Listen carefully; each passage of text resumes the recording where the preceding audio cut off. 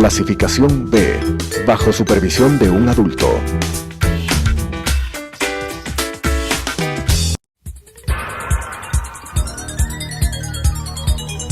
Las opiniones vertidas en este espacio por la producción y dirección del programa son de exclusiva responsabilidad de sus autores y de quienes intervienen en ellos.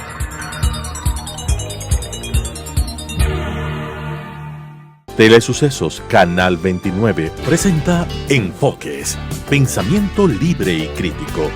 Día a día buscaremos diferentes visiones para la comprensión de la realidad del tercer milenio. Enfoques, un espacio que une noticia, análisis y opinión. Bienvenidos. Gracias por estar con nosotros. El día de hoy tenemos invitado a Juan Carlos Navarro. Él es un especialista en temas de investigación científica de epidemiología, es parte de la Universidad Internacional SEC, y con él queremos conversar sobre lo que está viviendo el país y el mundo con estas nuevas variantes de COVID. Se habla de Omicron, se habla de una mezcla de Delta y Omicron, se habla de gripe mezclada con virus del COVID. ¿Qué está pasando, Juan Carlos? ¿Cómo actuar como ciudadanía, como padres y madres de familia, como academia en el caso de ustedes, frente a lo que estamos enfrentando? ¿Hasta cuándo va esto? ¿Hasta cuántas variantes vamos a poder resistir como mundo? Bueno, buenos días, Claudia, y a todos los oyentes, y por supuesto muchas gracias de parte de la Universidad Internacional SEC. Bueno, es parte, lo que estamos viendo es parte de una pandemia. Sé que a veces se pierde un poco la historia, pero hay registros y se conoce que esto ha pasado en varias pandemias, sobre todo las pandemias grandes y las más registradas, como el caso de la influenza en 1818-19. Fueron 2 años y algo más de pandemia en una situación totalmente diferente, con menos tecnología, pero con menos movilidad también, ¿no? Pero con más mortalidad.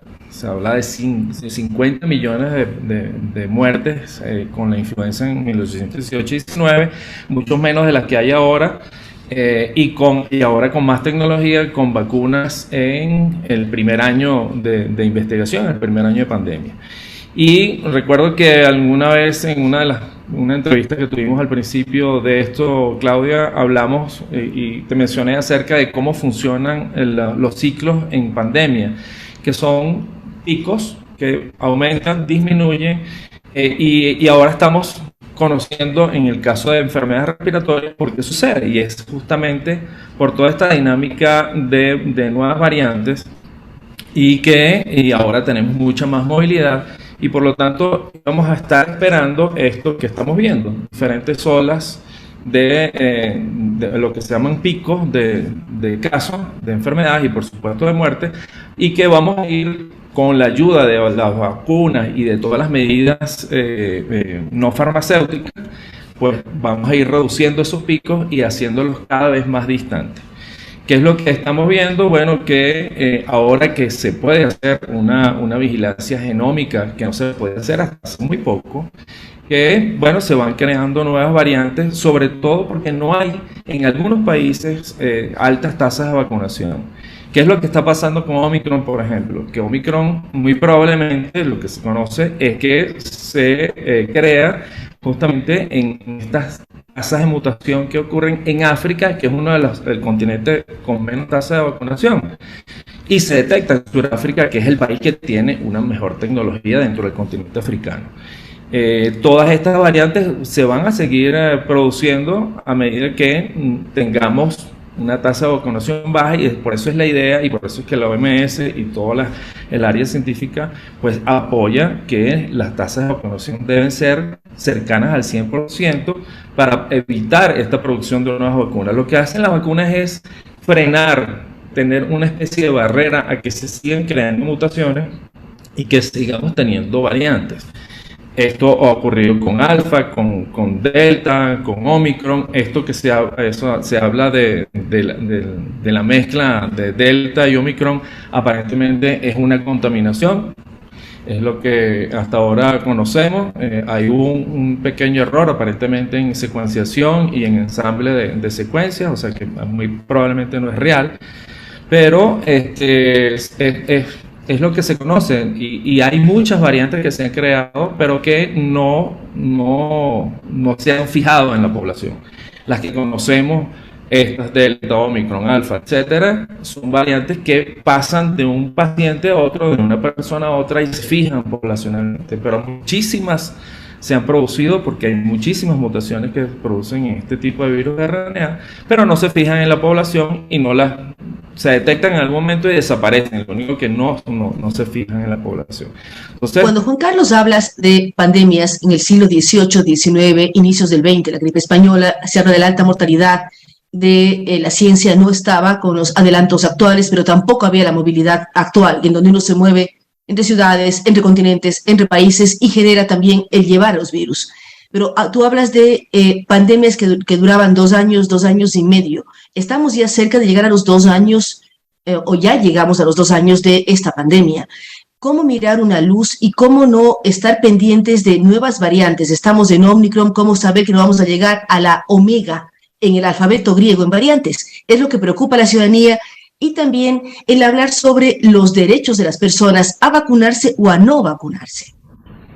Sí, a ver, bueno, esto va a seguir ocurriendo, o sea, las mutaciones se van a seguir dando, por eso es importante que como medios de contención de estas variantes sean principalmente la vacuna y también, por supuesto, todas las medidas no farmacéuticas como el uso de mascarillas, el distanciamiento, en lo posible no estar en ambientes muy concurridos, todo eso forma parte de esa contención. ¿Por qué vamos hacia el tercer año? Bueno, porque es que la movilidad ahora es importantísima. La que hablaba de la pandemia de influenza se cortó, porque primero no había la movilidad que había hasta ahora, y fue una pandemia que se creó justamente por la dispersión a través del ejército en la Primera Guerra Mundial, cosa que no ocurre en este momento, pero nosotros ahora tenemos una movilidad altísima. Fíjense que hemos contenido en algunas olas la pandemia, pero hay una apertura, es necesario hacer una apertura y continúan los viajes transatlánticos, intercontinentales y sigue la dispersión de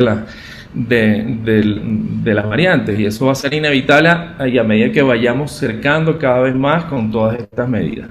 Ahora, en cuanto a los derechos, se habla mucho de los derechos personales y de que yo tengo el derecho de no vacunarme, que puede ser hasta cierto punto cierto, pero es que esto es un problema de responsabilidad social. No es el individuo el que se está protegiendo ahí, se está protegiendo la comunidad, y aquí hablamos de la comunidad mundial, ni siquiera local ni regional. Entonces es importante que todos se vacunen y sigan cumpliendo las medidas de seguridad, de bioseguridad, que se han planteado en diferentes ambientes, desde la OMS hasta las comunidades científicas y a los gobiernos, pues, en los distintos países que promueven estas medidas, que muchas veces no se cumplen y que muchas veces la gente se confía. Bueno, ¿qué es lo que ha pasado, por ejemplo, en Ecuador? Que a partir de las fiestas de Quito hemos visto como los casos han ido aumentando, ¿no? Entonces, si bien estábamos protegidos, con un cierto nivel de protección, tenemos 80% de vacunados, pero debemos protegernos porque la vacuna no protege contra la infección. Casi ninguna vacuna protege contra la infección, lo que se protege es contra las enfermedades graves. Entonces debemos seguir esas pautas y pensar en la responsabilidad social, no solamente yo, sino mi familia, mis amigos, mis compañeros de trabajo y la comunidad en general. Ahora, Juan Carlos Navarro, como científico, ¿qué expectativas ve? Tenemos ya una dosis, 2 dosis, estamos en la tercera dosis o el refuerzo, va a haber una cuarta y una quinta de aquí y repetirlas cada 6 meses. ¿Qué va a pasar con este tipo de dosis y a qué nomás nos van protegiendo? Últimos artículos hablan de nuevas posibilidades, de nuevas vacunas que además protegen para virus mucho más fuertes que el famoso del COVID-19. Sí, aquí, bueno, van a seguir ocurriendo las variantes, vamos a tener que, de hecho, ya se está en plena fase 2 ahora de una vacuna que está diseñando la Armada de los Estados Unidos y que va a proteger incluso va a ser protectora con anticuerpos neutralizantes mucho más fuertes que las de ahora, y va a proteger incluso hasta beta coronavirus, a toda la familia del coronavirus, incluyendo MERS y SARS. Ahora, este proceso va a tener que continuar y se van a diseñar nuevas vacunas, pero lo que muy probablemente empiece a ocurrir es algo que también conversamos en algún momento en alguna de las entrevistas, y es que la dinámica y la evolución normal de estos virus es que tienden a atenuarse en el tiempo. Omicron podría ser una de esas variantes que por su alta transmisibilidad va a ocupar toda la población mundial, pero va a ser menos letal que las otras. Claro, y uno ve países como Israel que quita totalmente las restricciones para conseguir que todos se contagien y lograr esa famosa inmunidad de rebaño que venimos escuchando desde el inicio de la pandemia. Pero es una población que ya tiene sus 3 vacunas y puede un poco jugar con esto y no colapsar la salud pública. En otros casos, sí, uno dice el 80% es muy alto, 85% es muy alto, pero dice somos 17 millones de ecuatorianos, hay más de 1,5 millones sin vacunas. Sí, Israel es un país pequeño, 9 millones de habitantes, con altísima tecnología, y yo creo que se pueden dar el lujo, un cierto riesgo, a hacer este tipo de medidas, pero evidentemente hay países que no lo pueden hacer. Entonces pero también cierran fronteras. Australia, por ejemplo, sigue con fronteras cerradas. Nueva Zelanda sigue con fronteras cerradas ya a los 2 años de la pandemia, ¿no? Sí, es una dinámica que cada país tiene que tomar de acuerdo a sus medidas, al tamaño de la población y lo que consideren. Y yo creo que cada quien ha adoptado, por ejemplo, Australia, Nueva Zelanda ha adoptado buenas medidas y además son autosuficientes en muchos casos. En otros países no pueden cerrar completamente las fronteras, no pueden cerrar totalmente el comercio. Entonces es una cuestión es una especie de negocio de, bueno, abrimos, cerramos, tenemos que mantener las medidas de bioseguridad, vacunar y, bueno, el ejemplo con influenza es que anualmente hay una vacuna. Hasta ahora estamos conteniendo este virus que tiene una tasa de mutación menor a la que tiene influenza y probablemente lleguemos a esta vacunación anual o bianual una vez que hayamos contenido totalmente la pandemia. ¿Qué ocurre con todo lo que circula en la red de las famosas teorías conspirativas y que hay mucha gente que se alimenta de este tipo de fake news? Pero al mismo tiempo escuchemos a Juan Carlos, que la nueva vacuna, la más importante, la más potente, la genera la Armada norteamericana, el Army norteamericano. Entonces, ahí uno empieza a decir, bueno, ¿hasta qué punto sí, hasta qué punto no? ¿Hasta qué punto el virus fue creado o apareció cuando vemos que ingresa las Fuerzas Armadas norteamericanas?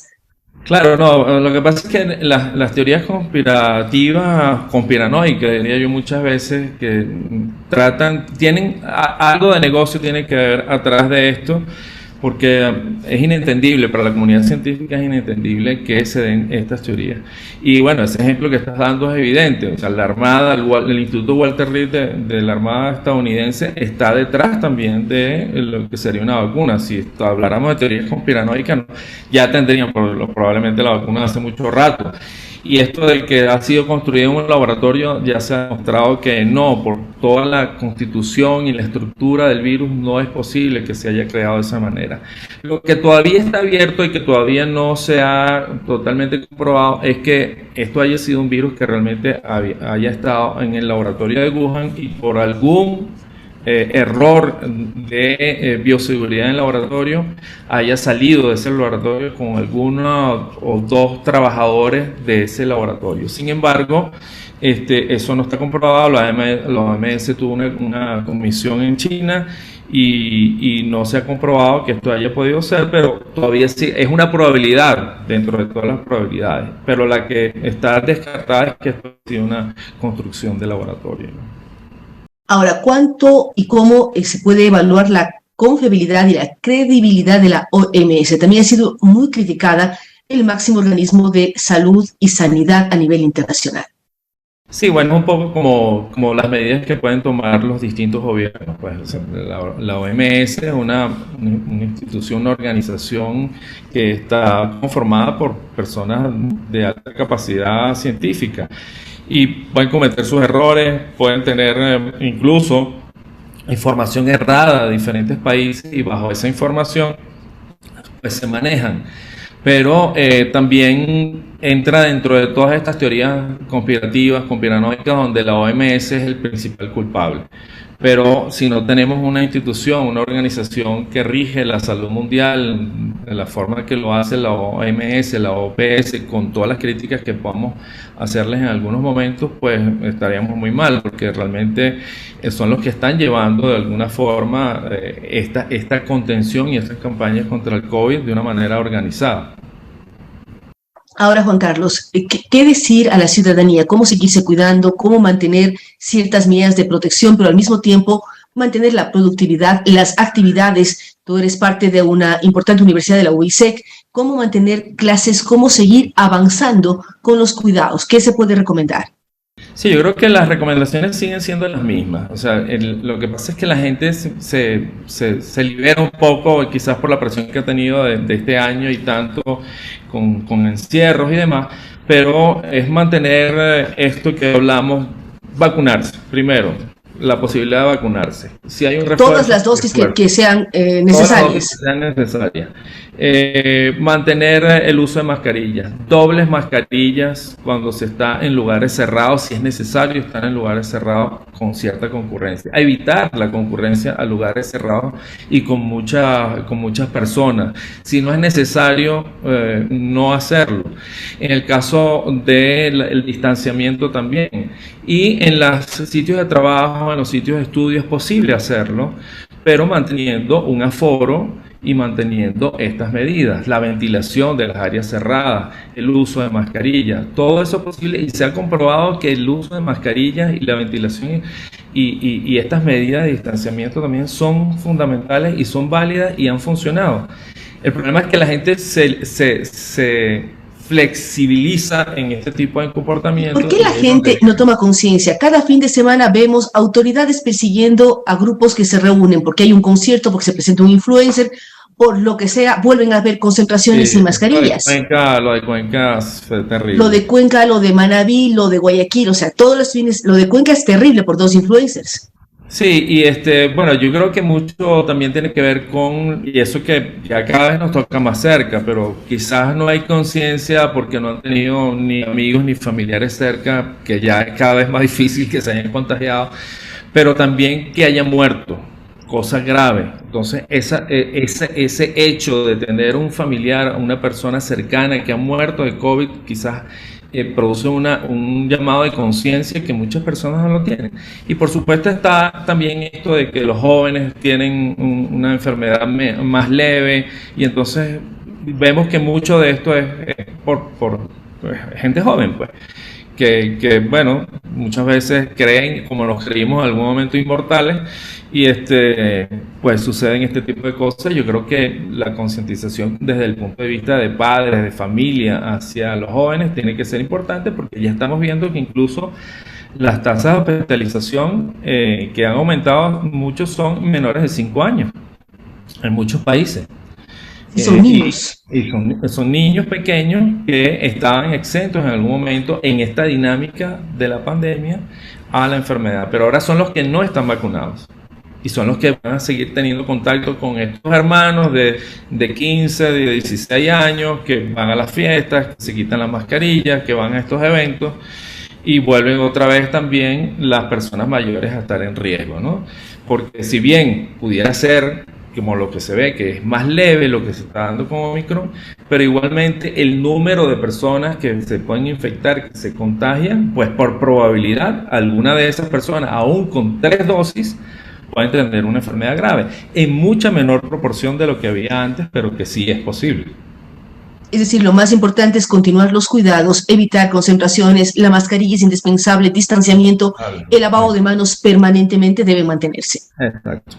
Todas esas medidas siguen cumpliéndose. Doble mascarilla muchas veces, si es posible, en lugares que uno considere que puede tener cierto riesgo. Ahora, ¿se puede hablar de un fin de pandemia? Cuando hablamos que las otras pandemias duraban 2 años, 2 años y medio, estamos en 2 años, hay cómo empezar a mirar posibilidades de que esta problemática ya deje de golpear tan fuertemente al mundo entero. Sí, es que necesariamente va a ser así. Omicron podría ser una variante que va a hacer probable este paso de la pandemia a entrar en una endemia como tenemos con la influenza. que luego incluso... Ayúdame a definir pandemia y endemia, porque a veces uno escucha, sí, pero no tiene claridad sobre los términos. Bueno, endemia o ensotia es una enfermedad que el patógeno se transmite en muy bajo nivel y en algunos casos hay periodos endemo-epidémicos. O sea, la transmisión es constante, es continua, pero a muy bajo nivel, en muy pocas personas en la población. Y en algunos casos se dan esos picos epidémicos. Ahora, la pandemia es cuando ocurren epidemias, pero en muchísimos países. De hecho, las pandemias están definidas en más de 20 países y ya lo tenemos en casi todo el globo terráqueo. Y eso es lo que se denomina una pandemia. ¿Cómo vamos a pasar de pandemia a epidemia? Bueno, cuando cada epidemia dentro de cada país empiece a ser controlada y tengamos en cada país una disminución de los casos, de las olas, de esos picos cada vez más extensos, más extendidos, y entonces tengamos un nivel de transmisión bajo hasta que tengamos un nivel de transmisión muy bajo y en cada cierta temporada, por ejemplo, en los países de 4 estaciones, en los periodos de invierno donde la gente se recoge y se encierra un poco más, que es lo que pasa con influenza, pues tenemos algunos picos epidémicos. Y eso va a ocurrir así porque así normalmente ocurre. Entonces pasamos de endemias a epidemias a pandemias. Y así fue lo que ocurrió, por ejemplo, en China. En China había una ensotia en este caso, que es como una endemia, pero en animales, en murciélagos. Luego pasa al humano, se produce este primer contacto humano y pasa directo, no ni siquiera de una endemia porque es un virus nuevo, a una epidemia en China. Y esa epidemia, por la transmisibilidad del virus, se convierte en epidemias sucesivas en distintos países hasta denominar lo que define la OMS como una pandemia cuando ya está globalizado.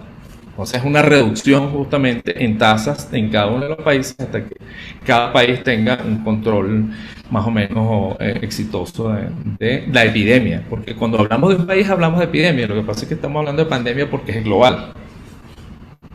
Es así. Muchísimas gracias a Juan Carlos Navarro. Él es un científico, continuamente está realizando análisis sobre lo que está viviendo el Ecuador y el mundo, lo que tiene que ver con pandemias, epidemias y todo aquello que tiene que ver con la salud pública y los riesgos que tenemos. Es muy importante lo que él señala, hay que continuarse cuidando, vacunarse las veces que sea necesario como un sentimiento de responsabilidad social. No es solamente lo que uno quiera, sino lo que la sociedad necesita. Así es que muchísimas gracias a Juan Carlos Navarro, quien es parte de la Universidad Internacional SEC. Nos vemos en una semana más.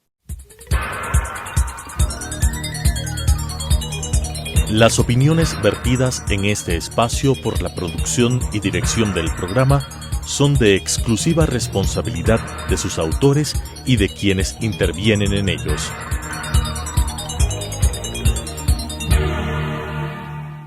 Telesucesos Canal 29 presentó Enfoques, pensamiento libre y crítico. Día a día buscaremos diferentes visiones para la comprensión de la realidad del tercer milenio. Enfoques, un espacio que une noticia, análisis y opinión.